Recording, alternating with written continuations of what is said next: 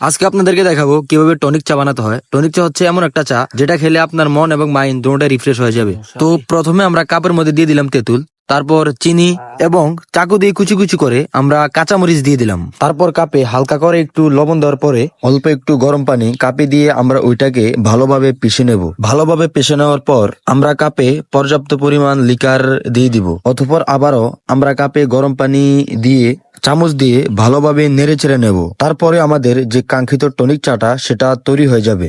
আপনার এই চাটা কি আপনার অনুভূতি কি? আমার তো ভালো লাগে। আপনি কি এরকম চা কি প্রতিদিন খান? হ্যাঁ, আমার প্রিয় প্রিয় চা, এটার নাম কি? ফিনিক্স চা। সেই চা। সেই স্বাদ, টাকা সব। হ্যাঁ, যে স্বাদ। সে মজা, আরো মজা, খাইও খাও। আমাদের এই চাটি বানানোর মূল কারিগর হচ্ছে আমাদের রবিল ভাই। রবিল ভাই এরকম আনকমন অনেক চা বানিয়ে থাকে। রবিল ভাইয়ের লক্ষ্মীপুর নতুন বাজার একটি দোকান আছে, লক্ষ্মীপুর নতুন বাজার কচুয়া রোড। সকলে তার দোকানে আসবেন, এক কাপ চা হলেও খেয়ে যাবেন। তার হাতে অন্যরকম একটা জাদু আছে।